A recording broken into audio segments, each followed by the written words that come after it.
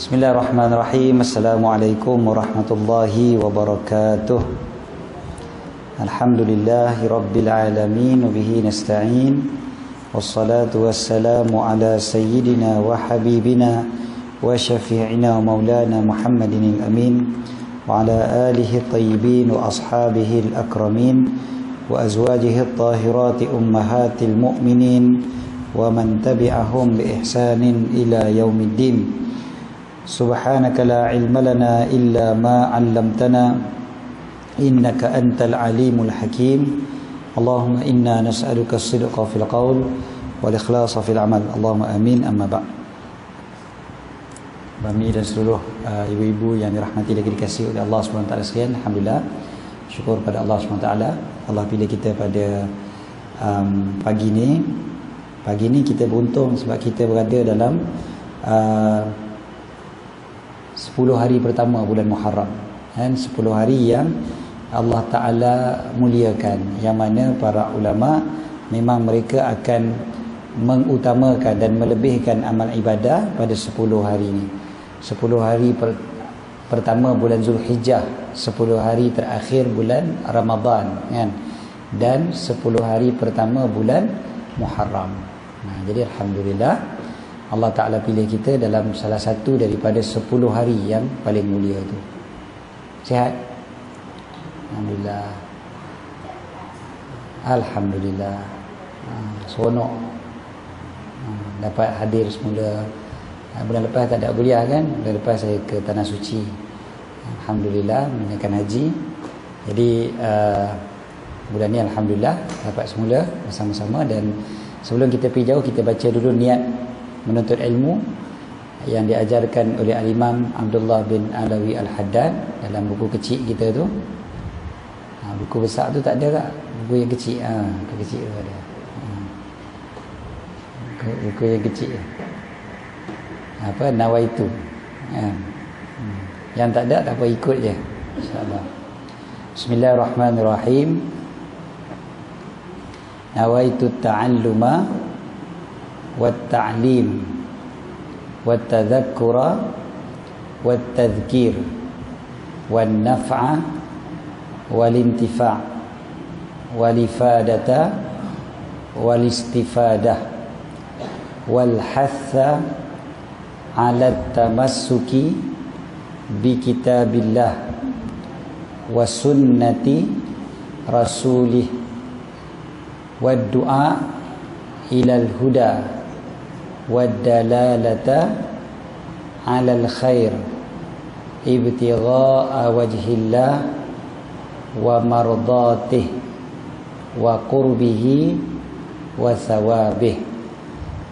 Apa maksud dia? Sahaja aku menuntut ilmu dan menyampaikan ilmu, mendapat peringatan dan memberi peringatan, mendapat manfaat dan memberi manfaat, mendapat faedah dan memberi faedah, wal hatha 'ala tamassuki bi kitabillah, menyeru kepada berpegang teguh dengan Al-Quran dan sunnah Rasul sallallahu alaihi wasallam, mengajak kepada hidayah, menunjukkan kepada kebaikan, berharap pahala daripada Allah, redha daripada Allah, tiqa wajhillah wa mardatih, keredaan daripada Allah, wa qurbihi, dekat dengan Allah, wa thawabih, pahala daripada Allah. Okey, jadi itulah tujuan kita berada pada pagi ni dan dalam setiap majlis ilmu. Dan kita juga niat pada pagi ni kita sedang muliakan 10 hari pertama bulan Muharram dan sedang muliakan bulan-bulan haram. Bulan haram ada satu bulan lagi ni kan, bulan Muharram, Rejab, kemudiannya Zulkaidah, Zulhijjah dan juga Muharram. So alhamdulillah. Okey, kita terus kepada kitab kita insya-Allah. Kitab Untaian Hikmah Imam Al-Haddad ataupun Al-Hikam, kan? Hikam karangan Al-Imam Abdullah bin Alawi Al-Haddad. Kita sampai pada hikmah yang ke berapa? 46.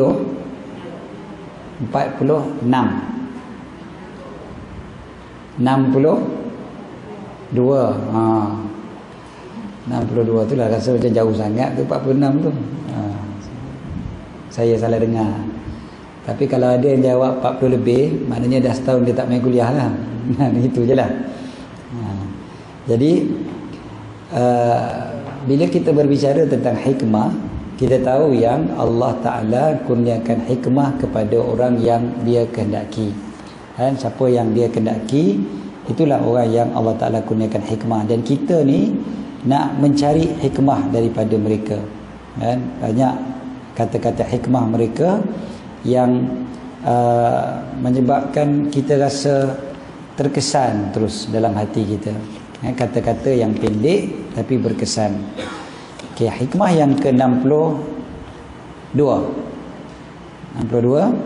Qala radhiyallahu anhu wa nafa'ana bihi fid dharain amin. Takhasamal ajzu wal hirman ayyuhuma adarru ala sahibihi wa tarafa'a ila al-aqli faqada bainahuma anna al-ajza adall wal hirman far'u. Okey. Takhasama maksudnya berkelahi. Berkelahi, berdebat, bergaduh. Takhasama, khasam bergaduh. Jadi berkelahi antara al-ajzu wal hirman. Ini bukan secara hakikat, bukan secara realiti berlaku. Ini kita panggil bahasa perbandingan, kiasan ataupun metafora dan sebagainya. Dia bukannya real benda ni berlaku tapi nak ceritanya berbala, maksudnya antara apa dia ni, al-ajzu wal hirman. Al-ajzu kelemahan, lemah, tak larat nak buat tu lembik kan, daripada melakukan perkara-perkara yang ibadah dan sebagainya ataupun kesempurnaan. Wal hirman, hirman terhalang ataupun halangan daripada mendapat faedah daripada kesempurnaan tersebut. Maksudnya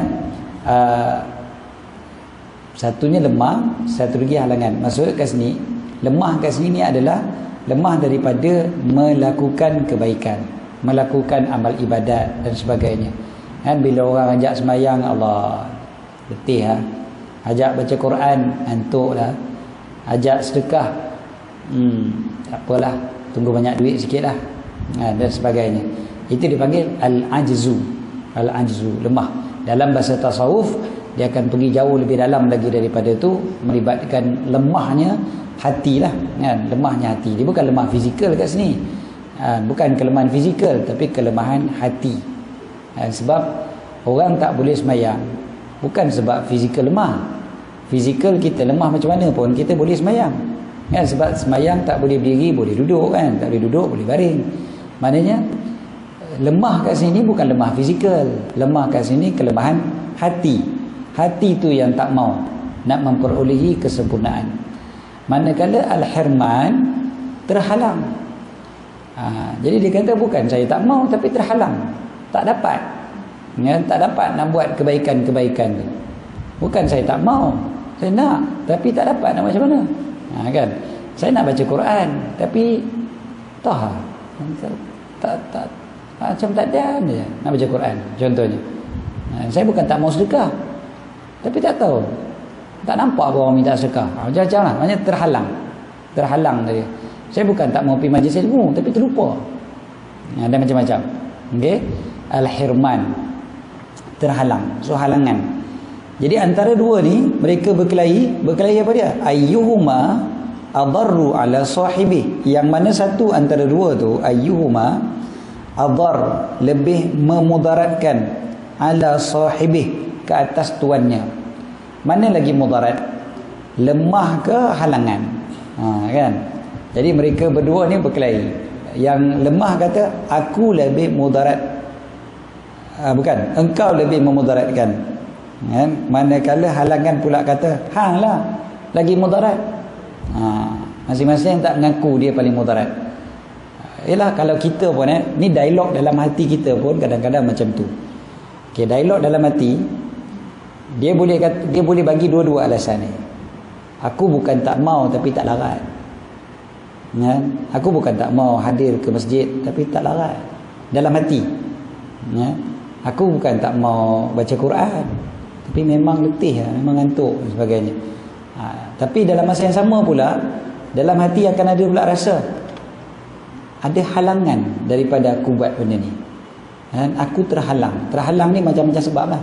Sibuk, aku lupa ataupun yalah, memang tak dapat. Dan siapa yang mengaji lagi ilmu akidah, kan ada satu benda yang dinamakan sebagai taufik, kan? Taufik daripada Allah. Allah perkenankan untuk kita buat benda baik. Allah perkenankan. Perkenan ni bahasa istana, bahasa yang mudah bagi kita adalah setujulah, kan? Banyak Allah setuju untuk kita buat. Taufik tu macam tu lah. Hanya kita nak pergi ke masjid, bukan tak mau. Nak hadir majlis ilmu, nak, tapi tiba-tiba terlupa pagi ni. Boleh jadi kan? Pernah jadi tak? Kan memang tak pernah, kan? Tak ada lah Ustaz. Kalau tak mai tu memang saja tak mai. Kadang-kadang kan ada berlaku dan kita terlupa, tiba-tiba terlupa, ataupun sibuk dengan benda lain sampai tak dan. Jadi kita kata itu tak dapat taufik, kan? Dia bukan tak dapat hidayah, kan? Hidayah dia dapat, taufik dia tak dapat. Okey, taufik ni lawan kepada taufik tadi ni hirman ni lah. Dia terhalang, kan? Dia asalnya taufik tu Allah perkenankan, hirman Allah halang lah. Tak dapat lah. Tak dapat apa yang sepatutnya didapat daripada segala macam kebaikan, kan? Apa yang dipanggil sebagai lisanul hal, bahasa perbuatan. Perbuatan tu tak dapat. Tak dapat nak buat, tak dapat nak baca Quran, tak dapat nak semayang malam, tak dapat nak sedekah, tak dapat nak tolong orang, bahkan nak senyum pun tak dapat kadang-kadang, kan? Padahal senyum ke orang tu pun sedekah, kan? Pun tak mau. Bukan dia tak tahu, tapi dia tak dapat, dia terhalang. Itu dipanggil sebagai halangan. Okey, so antara dua ni mana lebih mudarat? Yang halangan kata hang lagi mudarat, sebab hang lah lemah. Dan lemah tu lah yang menyebabkan tuan kita ni tak boleh nak buat ibadat. Sebab lemah lah. Yang lemah pula kata, dah, tuan kita tak boleh buat ibadat sebab terhalang, bukan sebab lemah. Jadi berkelahi antara dua.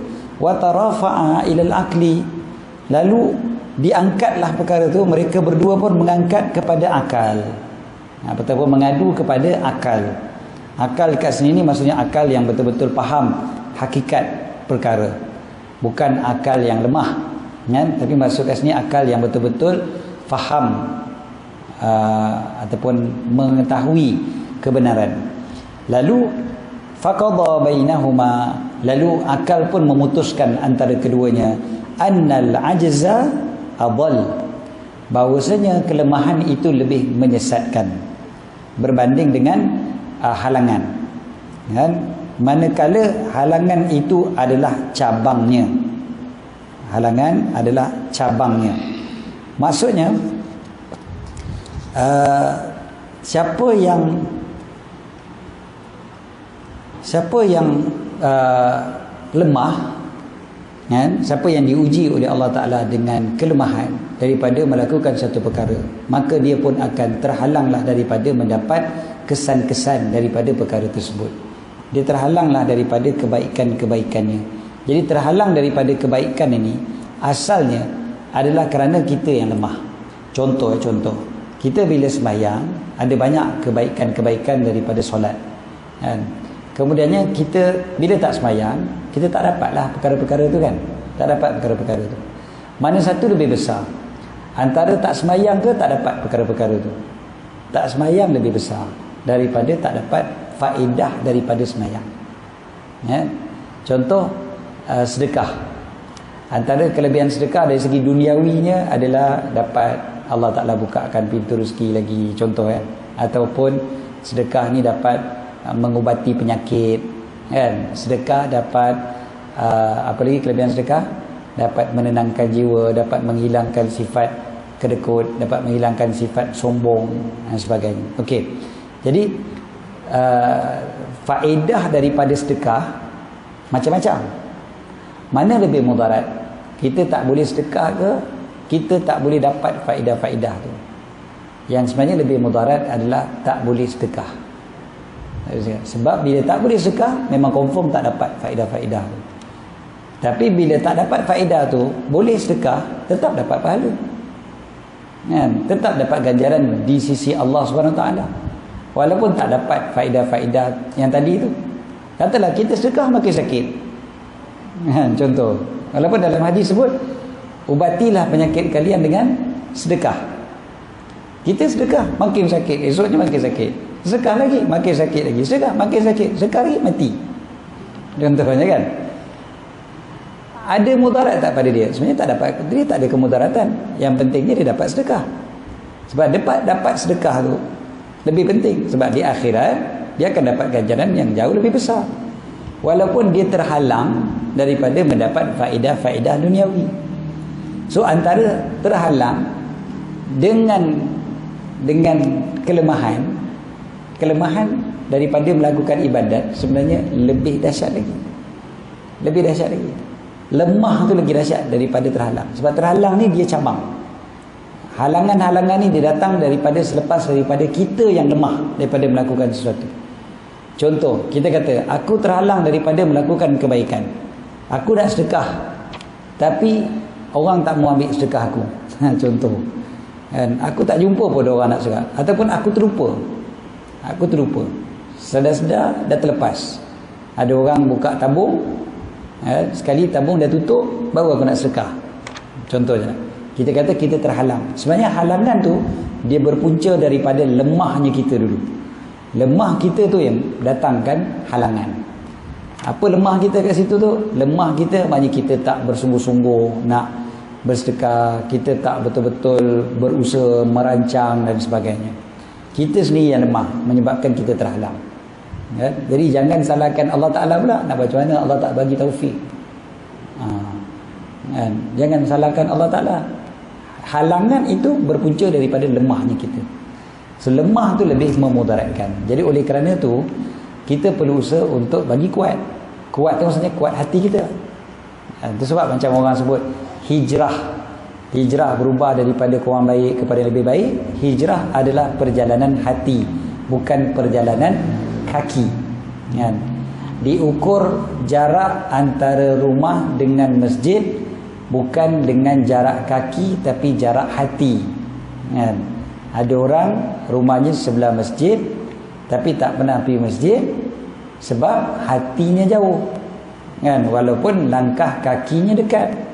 Ada orang rumahnya jauh, kakinya sakit, bertongkat, tapi rajin ke masjid sebab hati dia dekat. Apa lagi? Sedekah macam tu juga. Dia tak sedekah, berapa banyak sedekah ni bukan diukur pada kosongnya poket ataupun penuhnya poket, tapi diukur pada hati yang penuh atau kosong. Hati juga. Kan? Bukan isunya adalah poket ada duit ke tidak. Isunya hati tu ada ke tidak. Jadi lemah dekat hati yang menyebabkan kita terhalang sebenarnya. Jadi jangan kita asal sikit-sikit je nak macam mana saya tak terpilih oleh Allah. Dia tak terpilih. Kita lah tanya pada dia, kenapa aku tak terpilih? Kenapa aku tak terpilih? Kita tanya balik pada diri kita. Contoh lagi, bila kita nak sembahyang berjemaah, bila kita nak sedekah, nak baca Quran, kan? Baca Quran lah, ambil contoh baca Quran. Kenapa aku tak terpilih untuk baca Quran sedangkan kawan-kawan aku rajin baca Quran? Tanya pada diri kita, apa dosa mata aku buat sampai Allah tak bagi mata aku ni tengok pada Quran, tengok pada ayat dia? Apa dosa mulut aku? Banyak mumpat ke? Banyak kata ke orang ke? Banyak maki hamun orang ke? Kan? Sampai mulut aku ni tak layak untuk baca kalam dia, kalam Allah. So walaupun kita kata benda tu kan halangan, tapi dia bermula daripada lemahnya hati kita sampai mulut kita dah buat dosa. Bila mulut kita buat dosa, akhirnya kita terhalang daripada baca Quran. Contohnya kan kita tengok orang baca Quran, kan kita kan jealous, kan? Cemburu kadang kita tengok. Semalam saya kemarin lah, hari Jumaat kan, pagi Jumaat, saya singgah di satu masjid. Saya jumpa acik-acik, akak-akak yang ramai. Saya pun tanyalah, ada kelas ke pagi ni? Biasa dia kuliah duha kan. Saya tanyalah, ada kuliah apa pagi ni? Dia kata, tak ada kuliah Ustaz, kami kumpul baca surah Kahfi pagi ni. Saya kata, Allah seronok je lah. Dia mai dari rumah tu ke masjid semata-mata sebab nak baca Kahfi sama-sama. Kata kalau baca sendiri kat rumah pakai tak baca dah Ustaz. Jadi mai ke masjid, kami ramai-ramai baca surah Kahfi. Bakat masing-masing bawa kuih sikit. Dah cukup kan. Jadi saya kata itu Allah pilih lah kan. Allah pilih, tapi Allah pilih sebab hati dia mau. Kan, hati itu kuat. Sebab kalau hati tu rumah kata Allah setakat baca Kahfi nak pergi masjid, kan, banyak lagi kerja aku kat rumah. Dia jadi macam tu kan. Jadi dia sebab hati dia kuat, dia tidak ada lemah kat situ, al-ajzu tu tidak ada. Dan begitu jugalah amal ibadat yang lain kan, yang orang lain buat.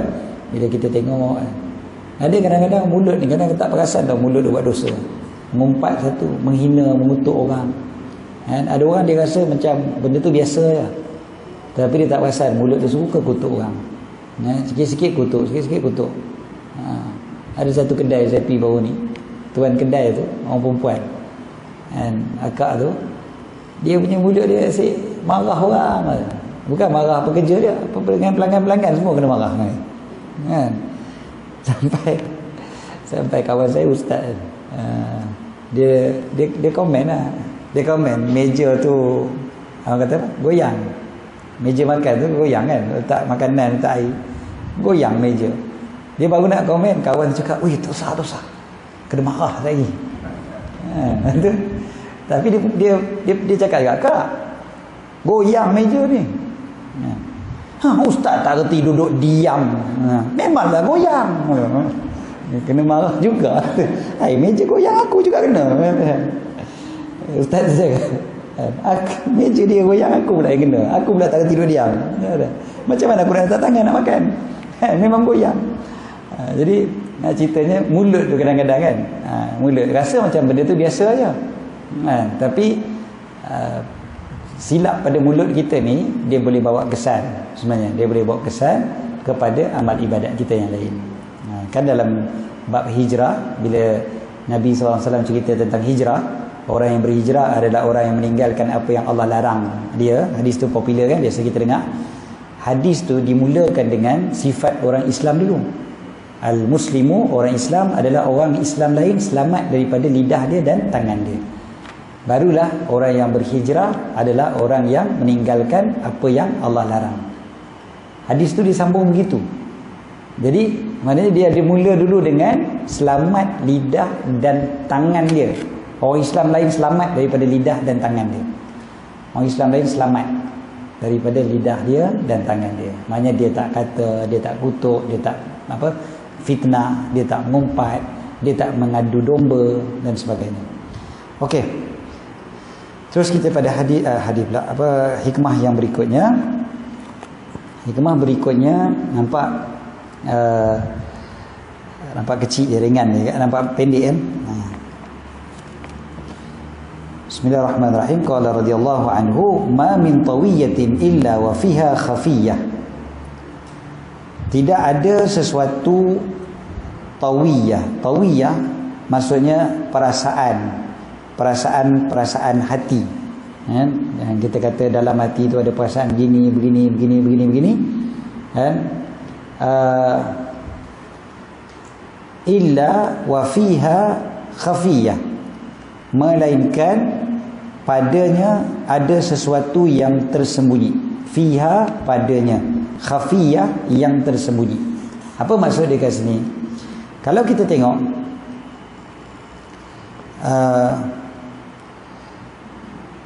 hati kita ni, bila dia ada perasaan nak buat baik, ataupun sebaliknya perasaan nak buat jahat, perasaan ini sebenarnya dia ada perkara yang tersembunyi di sebaliknya. Ada sebab dia. Ada rahsia-rahsia di sebalik perasaan-perasaan tu. Ada yang dikatakan kat sini, terdapat manusia terdapat jauh dalam hatinya perasaan sifat-sifat yang baik yang menyebabkan mereka berjaya di dunia dan akhirat, dan biasanya terzahir kesan dari perasaan baik tersebut pada perilaku mereka. Dan ada pula suara hati dan perasaan itu ada sifat-sifat yang keji yang merugikan mereka di dunia dan di akhirat, dan kebanyakannya pula terzahir tanda sifat keji itu pada bahasa perbuatan mereka. Sebabnya begini, kan dalam hadis Nabi SAW bagi tahu, dalam jasad kita ni ada seketul daging yang mana kalau dia baik, baik seluruh tubuh badan, kalau dia rosak, rosak seluruh tubuh badan. Ini semua hadis yang kita semua tahu. Hati kita kan, hati kita ni kalau baik dia akan baik semua, kalau jahat, jahat semua. Jadi perasaan-perasaan kita ni sebenarnya dia berpunca daripada hati kita, dari yang sebelah dalam. Perasaan kita nak buat baik, dia berpunca daripada hati yang baik. Perasaan kita nak buat benda yang buruk, dia berpunca daripada hati yang buruk. Jadi kita kena selalu periksa hati kita. Perasaan-perasaan ni dia bukannya datang sendiri, dia ada sebab-sebab di sebaliknya, dan sebab-sebab yang paling besar sekali adalah hati itu sendiri. Jauh di sudut hati kita ni, betul lah kita kata kita nak buat benda baik, Alhamdulillah, itu tandanya ada hati kita ni masih lagi ada kebaikan dia. Dan manusia ni kadang-kadang dia masih lagi tak rasa benda tu. Macam ada orang kan, dia buat jahat, tapi dia teringin nak buat benda baik, dia teringin nak buat benda baik, tapi dia rasa macam dia tak mampu nak buat baik. Kita kena bagi semangat pada dia. Kita kata, engkau nak buat baik tu pun tanda dalam hati engkau ni masih ada kebaikan, berbanding dengan orang yang tak nak langsung buat baik, tak peduli langsung, tak rasa langsung, kan? Jealous tengok orang buat baik.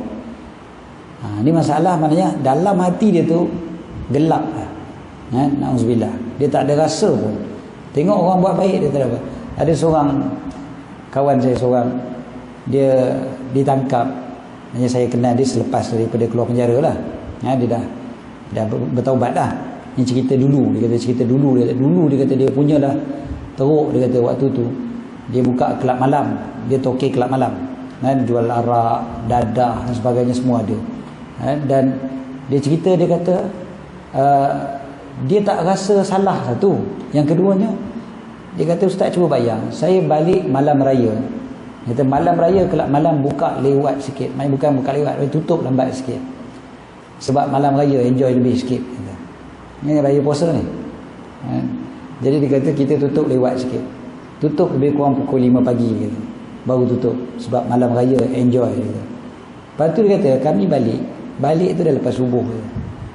On the way balik ke rumah, kata, saya bersisih dengan semua orang yang nak pergi ke masjid untuk sembahyang raya. Bersisih, saya balik kelab malam, dia pun nak pergi masjid, ramai orang taman perumahan tu semua nak pergi masjid. Saya balik ke rumah, dia kata, ustaz tahu tak, hati saya waktu tu langsung tak ada rasa bersalah, langsung tak ada rasa aduh aku tak pergi masjid, dia pun semua pergi masjid, kan? Dia kata langsung tak ada rasa tu tak ada. Ini maksudnya apa? Kita kata perasaan nak buat baik itu pun tak ada, dan perasaan cemburu kepada orang yang buat baik memang tak ada. Dia jadi masalah. Cumanya dia diselamatkan oleh Allah dengan bila dia masuk penjara, dia kena basuh kat dalam tu, barulah hidup semula hati dia. Dia macam dapat hati yang barulah, seolahnya macam tu. Tapi bila kita tengok orang yang nak buat baik, walaupun dia tak buat, paling tidak kita bagi semangat pada dia lah. Kita kata tidak, hang ni kira hang tu ada hati yang baik, maknanya nak buat baik tu pun kira dah okey tu, bagus sangat tu. Cuma hang kena kuatkan lagi hati hang supaya boleh buat baik tu. Okey.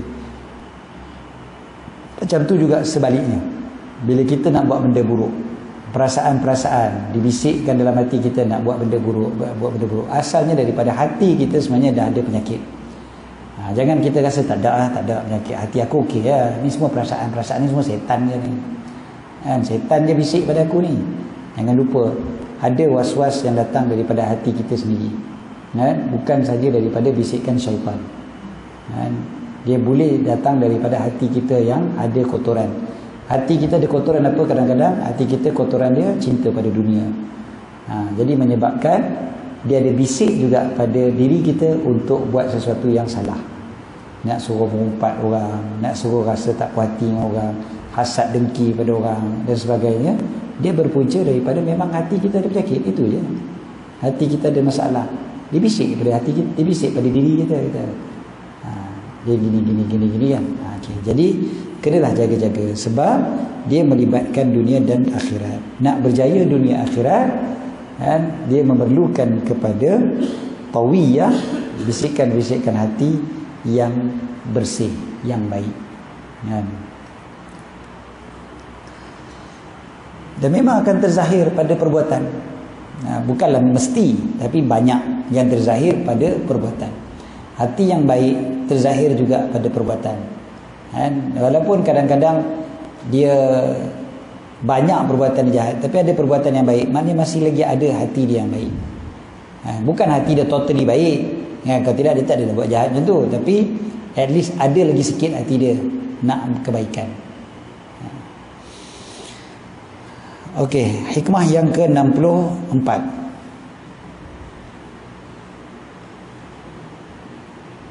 Qala radhiyallahu anhu, "Iza saluhatil maqasid lam yakhibil qasid." Jika baiknya tujuan-tujuan, maka tidak akan kecewa orang yang bertujuan. Maksudnya, iza saluhat, apabila baik, al maqasid. Maqasid ni tujuan-tujuan. Dalam bahasa Melayu ada satu perkataan yang dekat-dekat dengan kata ni, iaitu maksud. Dalam bahasa Melayu, maksud, M-A-K-S-U-D, kan? Maksud. Asal perkataan maksud daripada bahasa Arab, al-maqsud dengan huruf qaf, dengan huruf sad, plural dekat sini maqasid kepada plural kepada maqsid ataupun maqsad, maqsad, benda yang ditujukan. Asalnya qasada, tujuan. Maksud, kan, bila kita kata maksud saya, bila kita cakap macam tu, maksudnya apa? Tujuan perkataan saya ni adalah begini. Macam kalau kita kata gini, orang tak faham, kan? Tak, maksud saya jadi macam ni. Maksudnya aku punya tujuan cakap ni ini, bukan seperti mana yang hang faham ni. Itu yang kita gunakan perkataan maksud, kan? Sebenarnya daripada bahasa Arab tu, daripada perkataan qasada, qaf, sad dan juga dal. So al-maqasid, tujuan-tujuan. Saluhat, baik. Saluhatil maqasid, apabila baiknya tujuan-tujuan. Lam yakhib al-qasid, maka tidak akan kecewalah orang yang bertujuan. Qasid maksudnya orang yang bertujuan. Maksudnya kat sini, niat yang baik takkan rugi, tujuan yang baik takkan rugi.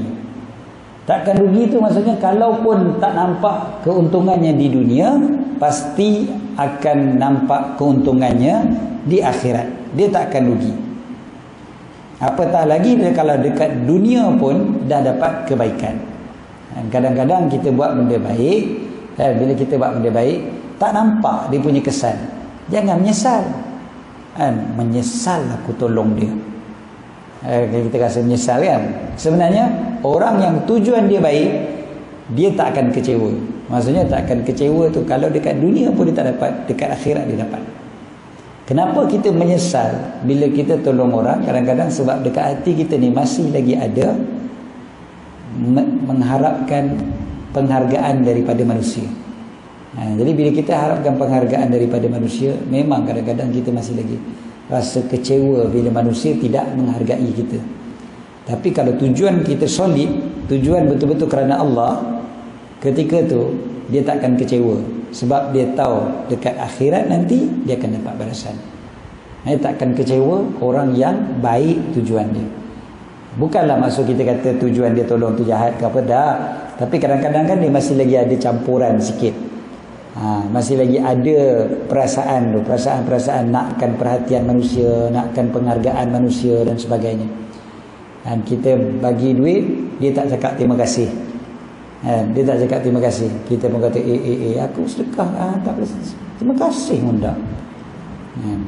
Kita rasa kecewa, tak mau dah nak sedekah kat dia ni, tak mau sedekah. Bila kita tak mau sedekah, yang rugi siapa? Yang rugi kita. Kita yang rugi sebab kita tak dapat pahala. Dia mungkin orang lain sedekah, dia mungkin selamat, dia masih lagi boleh makan esok tu. kita yang rugi, sebab kita yang tak dapat pahala sedekah tu. Jadi tujuan yang baik dia akan menatijahkan kesudahan yang baik. So benda ni sangat penting, sebab dalam hadis Nabi SAW yang kita semua biasa dengar, innamal a'malu binniyat, hadis tu digunakan sebagai hadis pertama bagi para ulama, kan? Sebab niat yang menentukan segala-galanya. Jadi niat yang baik ni sangat penting. Jangan ada masuk sikit pun niat-niat yang salah. Kita buat apa pun, ingat je lah tujuan kita apa. Refresh balik, ulang balik. Apa niat aku sebenarnya, apa tujuan aku. Kalau kita rasa nak kecewa pun, refresh balik niat kita. Kadang-kadang kan, anak dengan mak kecewa dengan anak, buat baik macam-macam, sekali anak jadi begini, anak jadi begitu. Ingat balik, tujuan aku sebab apa? Tujuan aku betul-betul nak jadikan dia orang yang baik, dan aku nak mengharapkan pahala daripada Allah. Aku nak harap redha daripada Allah. Mudah-mudahan aku dah dapat dah. Dia jadi tak jadi itu atas Allah SWT, kan? Pilihan dia. Tapi aku dah buat sehabis baik. Aku nak kecewa buat apa? Kan? Memanglah kita kata secara manusiawi, mula-mula kita akan kecewa.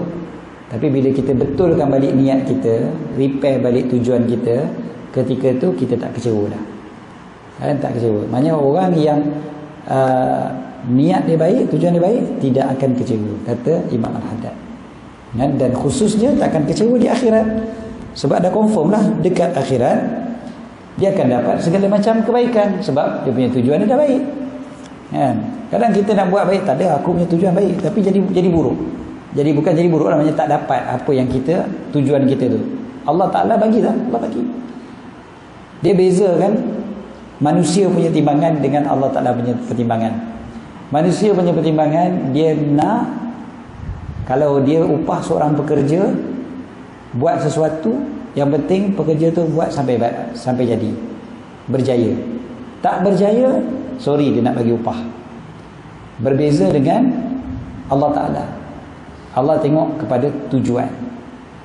Dan saya ambil seorang tukang pipe datang rumah, kan? Dia pun repair pipe ke atas ceiling, kan? Jadi repair, lepas beberapa hari tengok bocor, kan? Keluar air daripada tempat yang di repair tu. Jadi ada seorang lagi plumber yang lain, tukang pipe yang lain, mai tengok, dia ajak saya tengok. Dia kata, ustaz, cuba tengok orang ni buat macam mana.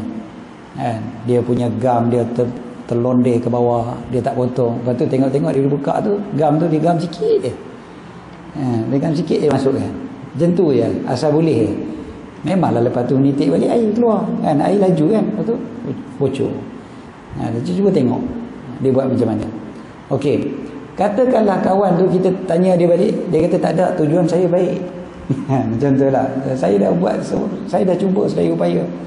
Kalau pun macam tu, tetap kita takkan rasa kita nak bagi upah kat dia, walaupun dia dah habiskan masa untuk tolong kita, kan? Berbanding dengan yang tapi berbanding dengan Allah Ta'ala akan kira. Yang penting tujuannya baik, tapi kenalah buat sehabis baik, kan? Macam dia ni buat tak sehabis baik, mujurlah saya tak deal direct dengan tukang pipe ni. Saya cakap dengan kontraktor tu yang ambil tukang pipe. Jadi bila tukang pipe ni buat salah, saya cakap balik dengan kontraktor tu. Kontraktor tu cakap apa, ustaz tak payah bayar. Tapi kontraktor tu yang deal dengan tukang pipe tu pulang lah, kan? Dengan kontraktor tu saya tak bayar lah. Kontraktor tu saya kata, saya minta maaf ustaz, ni tukang pipe ni bukan tukang pipe saya sebenarnya. Tukang pipe saya sibuk, kata. Saya terpaksa cari orang lain. Kata, yang dia ni pandai cakap ustaz, sembang kemas. Jadi saya ambil dia. Saya tak tahu kata dia buat macam tu, kan? Saya pun tunjuk gambar semua, kan? Ada bukti, video semua. Jadi dia kata, ustaz, kalau macam ni dah cara kerja dia, tak usah bayar, ustaz. Jadi bukan bayar pada dia, bayar pada kontraktor. So, kontraktor tak mau ambil duit, tak apalah. Selamat duit kita. Nah, ceritanya adalah, yang pentingnya adalah bagi manusia hasil. Bagi manusia dia nak tengok hasil. Periksa pelajar-pelajar, niat macam mana baik sekalipun, cikgu nak tengok atas kertas. Dapat berjaya jawab dengan baik ke tidak? Dapat berjaya jawab dengan baik, cikgu bagi markah tinggi. Tak dapat jawab, cikgu tak boleh bagi markah. Walaupun niat dia belajar setulus ikhlas, nak membela nasib anak bangsa. Kan. Contohlah kan. Walaupun niat dia sehabis baik tu. Kuliah sekolah tak pernah ponting. Memang sungguh-sungguh aku berniat dengan seikhlas hati. Kerana Allah SWT aku datang ke sekolah. Kan. Tapi pressure tak jawab dengan baik. Cikgu tak dia bagi markah. Cikgu tak dia bagi markah ikut niat. Kan. Tapi Allah Ta'ala bagi ganjaran dasarkan kepada niat. Niat akan menentukan yang kecil boleh jadi besar, yang besar boleh jadi kecil. Niat akan mengubah sesuatu yang kecil jadi besar, dan niat juga adalah boleh mengubah yang besar menjadi kecil. Benda kecil dengan niat yang besar, pahala dia boleh jadi besar. Benda besar dengan niat yang kecil, dia boleh jadi kecil, ganjaran dia jadi kecil. Bahkan mungkin tak ada ganjaran langsung, mungkin boleh dapat dosa lagi. Benda besar, orang sedekah 1 juta ringgit, tapi niatnya semata-mata nak orang puji dia, jadi kecil lah. Ada orang sedekah 10 ringgit, tapi niat dia ikhlas kerana Allah SWT, maka dia punya 10 ringgit lebih besar nilai dia berbanding dengan 1 juta ringgit yang seorang lagi. Jadi niat yang mengubah daripada yang kecil jadi besar, yang besar jadi kecil. Jadi kat sini Imam Haddad sebut takkan kecewa seseorang kalau niat dia betul. Dia takkan kecewa. Takkan kecewa dalam arti kata kalaupun bukan di dunia, di akhirat dia tidak akan kecewa. Dia tidak akan rugi di akhirat. Wallahu a'lam.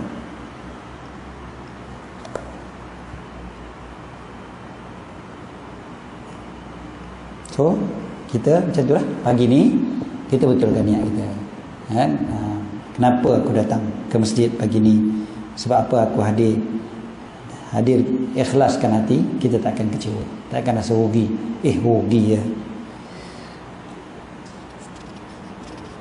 Pernah tak mai kuliah, ustaz tak mai? Biasa kan? Takkan tak pernah kan? Kalau tak pernah tu maknanya baru pagi ni baru first time mai kuliah lah. Kalau kita pergi kuliah, ustaz tak mai, kita rasa kecewa lah kan? Kecewa lah, rasa aduh penat aku datang, tak dapat belajar. Tapi kita kena ingatkan balik hati kita, niat kita yang baik mula-mula datang tu untuk belajar, Allah Ta'ala dah nilai. Dekat akhirat aku takkan kecewa. Aku tak kecewa. Allah nilai dah. Allah bukan nilai kita dapat ke tidak kelas tu, tapi Allah dah nilai kita punya kehadiran. Kan? Dengan niat kita. Allahu a'lam. Okey, shortnya solat sampai mana?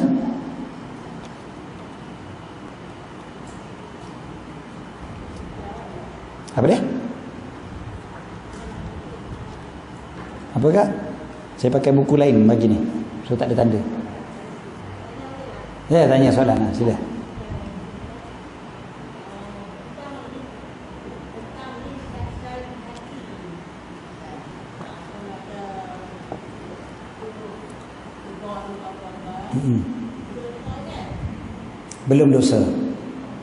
Belum dosa. Lintasan hati dia tak dikira dosa, walaupun suuzon, rasa nak buat salah.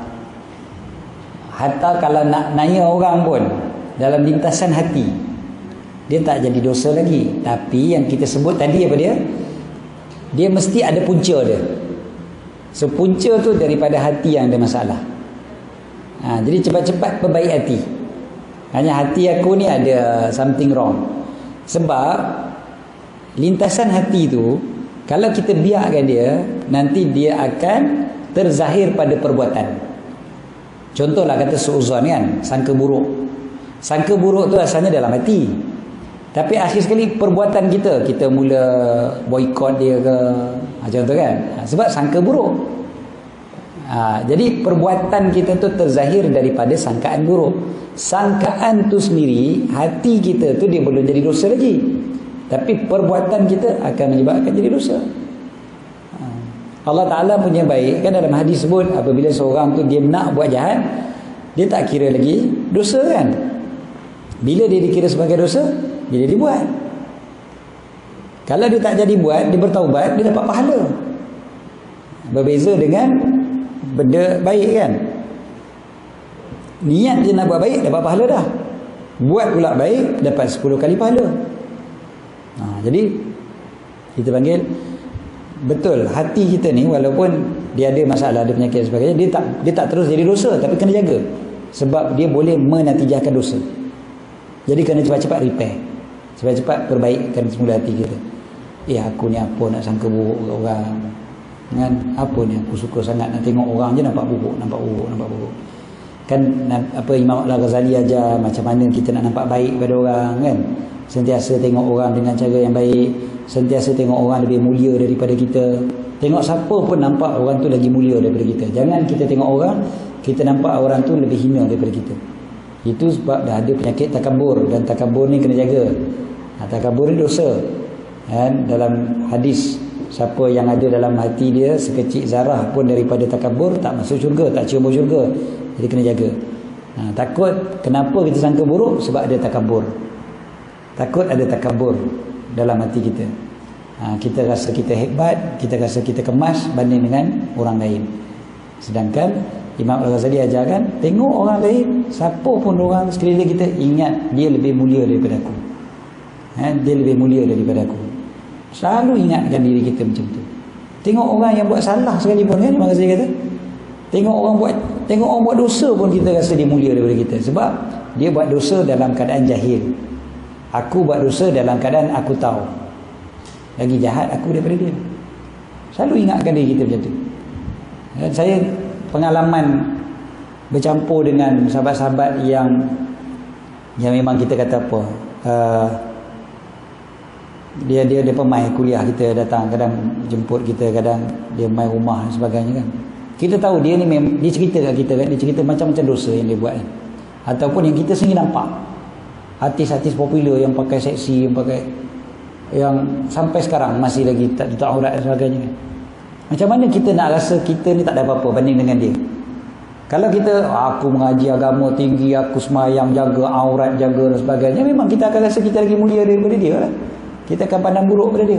Tapi macam mana kita nak pandang baik dia?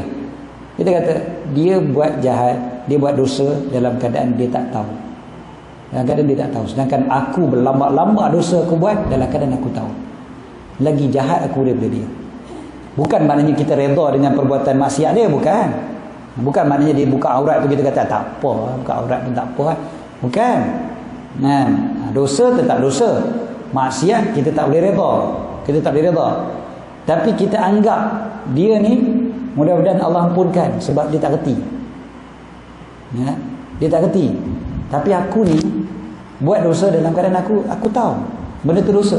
Lagi jahat aku daripada dia. Jadi waktu tu kita tak ada rasa nak sangka buruk pada orang, nak pandang buruk pada orang. Tak ada sebab kita nak pandang buruk pada orang. Dia lebih hebat daripada kita. Okey.